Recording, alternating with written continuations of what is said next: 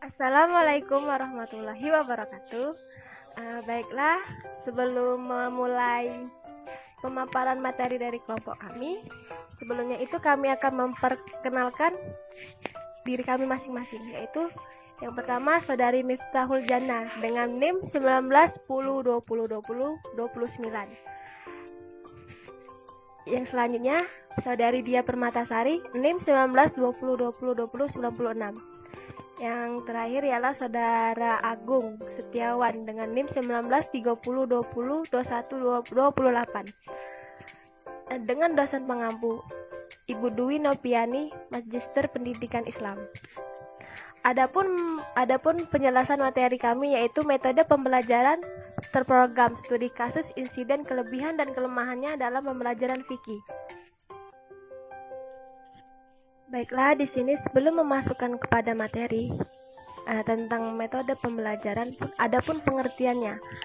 Metode pembelajaran terprogram merupakan sebuah metode yang harus dibagi menjadi langkah-langkah kecil diurut dengan materi dasar dan dilanjutkan dengan materi tingkat lanjut, sehingga peserta didik dapat mengikuti dan beradaptasi dengan materi tingkat lanjut.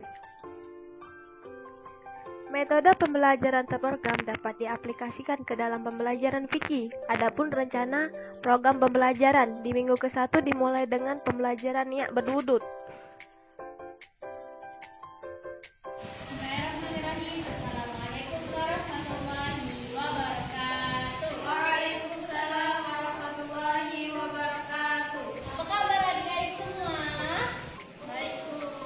Hari ini kita akan mempelajari tentang cara atau niat berwudu dulu ya. Baik, Bu. Ada yang udah bisa belum niat berwudu? Belum, Bu. Ayo sekarang kita belajar niat berwudu dulu ya. Bismillahirrahmanirrahim. Nawaitu wudu'a li rafa'il hadatil asghari fardhalillahi ta'ala.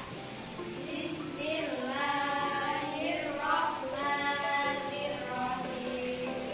Nawaitu wudu'a li rafa'il hadasil asghari fardhalillahi ta'ala. Tadi Ibu sudah mengajarkan tentang niat berwudu ya. Nah, kalian nanti di rumah hafalin lagi supaya minggu depan Ibu tanya lagi kalian sudah hafal ya. Baik, Bu. Baiklah, untuk pertemuan hari ini Ibu cukupkan dulu ya. Ibu tutup dengan pelepasan nafas hamdalah. Alhamdulillahirabbil alamin. Waktu akhiri. Assalamualaikum warahmatullahi wabarakatuh. Waalaikumsalam warahmatullahi wabarakatuh. Di minggu kedua dimulai dengan praktek berwudu. Karena kemarin kita sudah belajar tentang niat wudu, sekarang kita mulai mempraktekkan wudunya ya. Saya mau praktek wudunya ke depan, maju. Karena kemarin kita sudah mempelajari tentang niat berwudu, sekarang kita tinggal mempraktekkan wudunya ya. Sekarang Ibu jelasin dulu gimana cara berwudunya. Yang pertama yaitu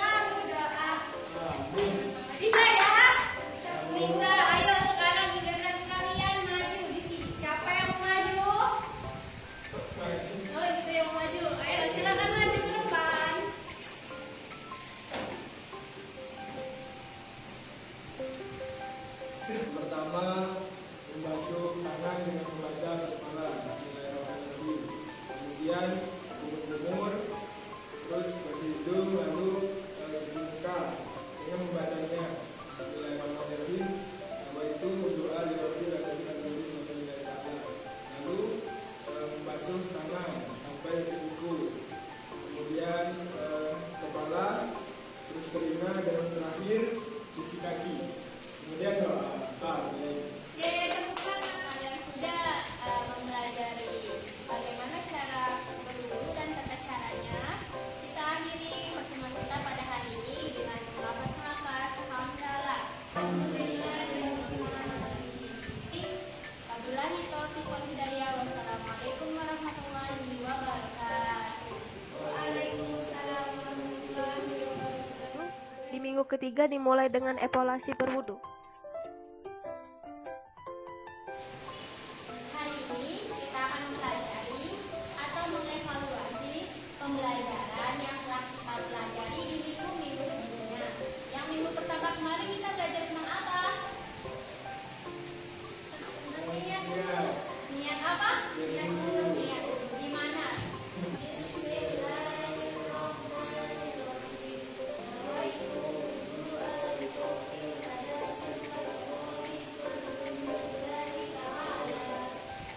Yang minggu kedua kemarin kita belajar tentang apa? Praktek berwudu. Kalian sudah bisa semua belum?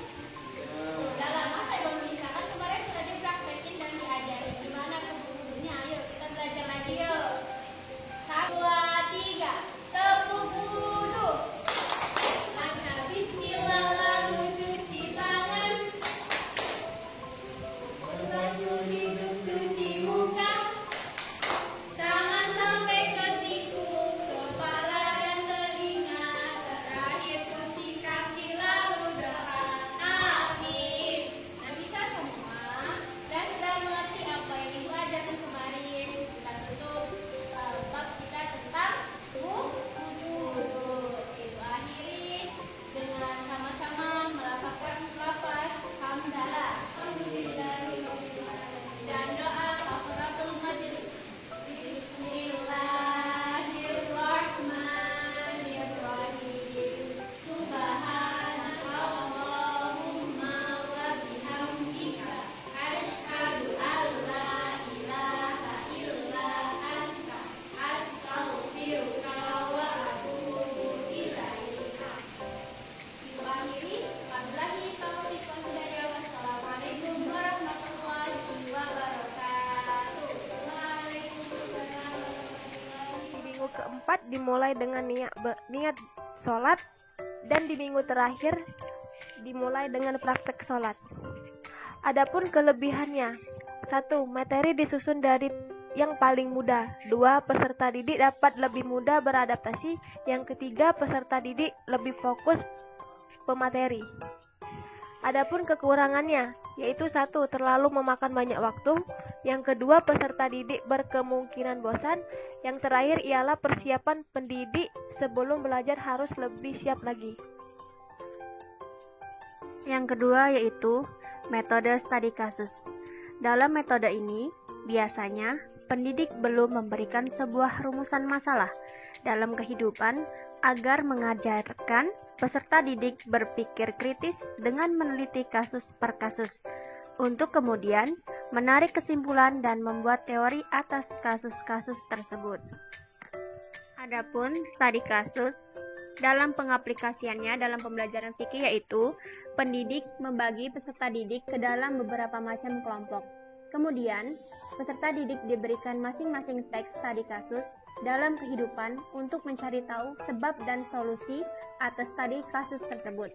Misalkan, terdapat studi kasus di sebuah sekolah menengah pertama. Ada sebuah masjid, akan tetapi masjid tersebut jarang sekali digunakan para siswa untuk sholat. Apa sebabnya dan bagaimana solusinya? Jadi, peserta didik mencari tahu dulu apa sebabnya. Dan ternyata, sebabnya banyak siswa belum mengetahui bagaimana cara berwudu yang benar dan bagaimana caranya sholat yang benar, sehingga diperlukan pembelajaran fikih untuk mengatasinya. Assalamualaikum warahmatullahi wabarakatuh. Warahmatullahi wabarakatuh. Waalaikumsalam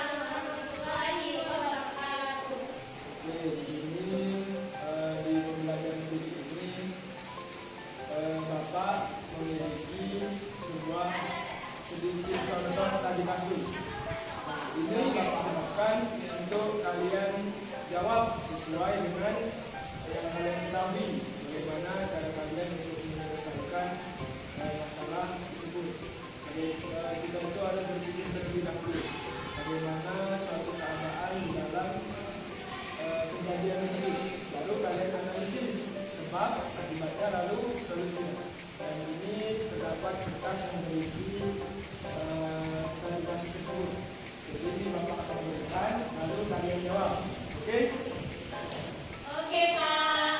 Nah, adapun studi kasusnya itu di sini Bapak bacakan, yaitu misalkan terdapat studi kasusnya itu di sekolah menengah pertama.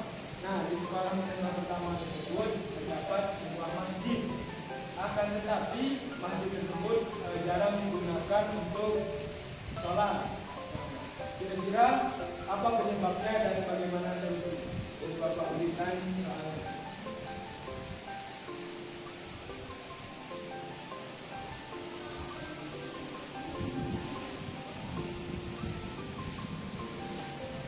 Oke, silakan dijawab.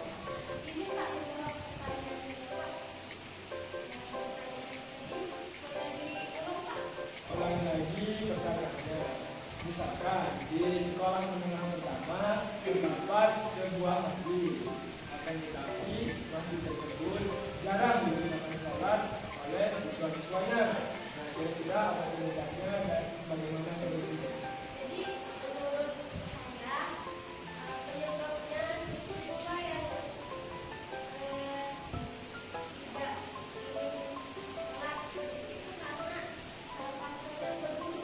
Mereka karena susah untuk tahu cara berburu. Mungkin itu saja Pak.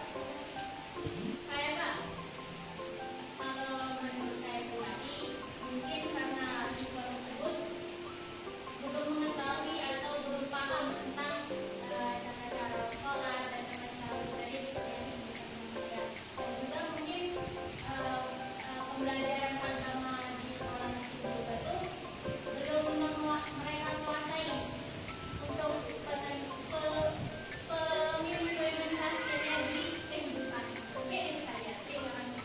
Oke, jadi pembelajaran ini pada intinya itu kita itu membayangkan suatu masjid dan tidak sering disolati oleh siswa-siswa. Jadi kita sebagai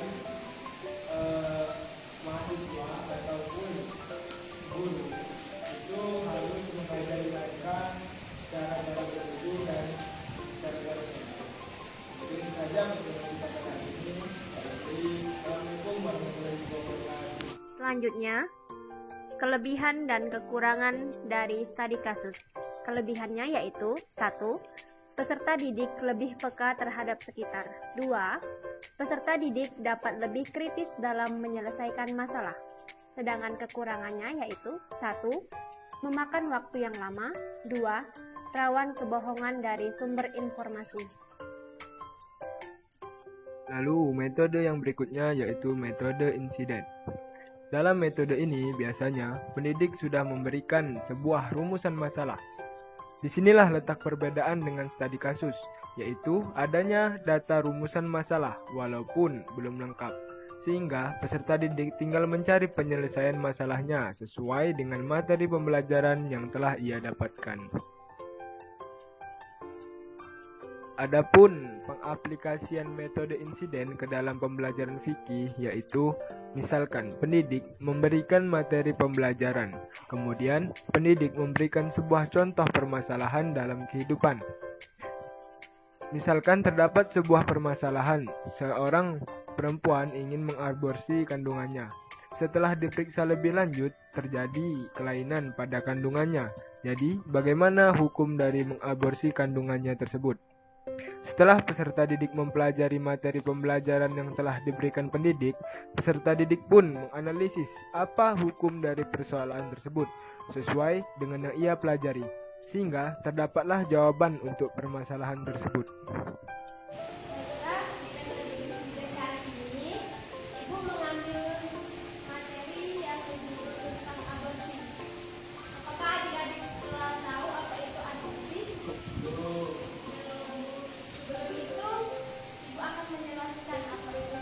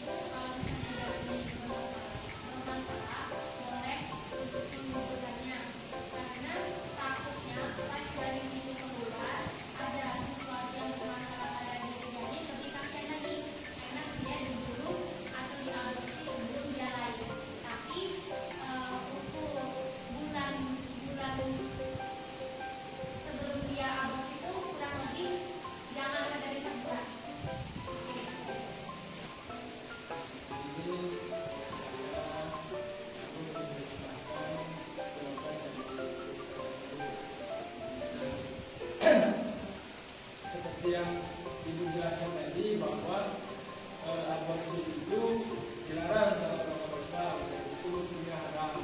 Tapi dalam beberapa kasus itu aborsi tersebut diperbolehkan, misalkan seperti yang kita tadi, ketika ada kelainan dalam janin maka aborsi tersebut diperbolehkan, dan sebelum usia kehamilan itu berada pada 4 bulan. Alhamdulillah, sepertinya adik-adik telah menguasai materi yang ibu sampaikan 2 minggu ini. Mungkin itu saja pembelajaran kita pada hari ini. Ibu akhiri dengan melafazkan hamdalah. Alhamdulillahirabbil alamin. Baik, ibu tutup dengan Assalamualaikum warahmatullahi wabarakatuh. Waalaikumsalam warahmatullahi wabarakatuh. Metode insiden pun memiliki kelebihan dan kekurangan. Adapun kelebihan dan kekurangannya yaitu, kelebihannya peserta didik dapat lebih aktif, peserta didik dapat mendalami permasalahan yang diberikan, dan kekurangannya terjadinya perbedaan pendapat dan peserta didik memerlukan bahan kajian yang lebih banyak.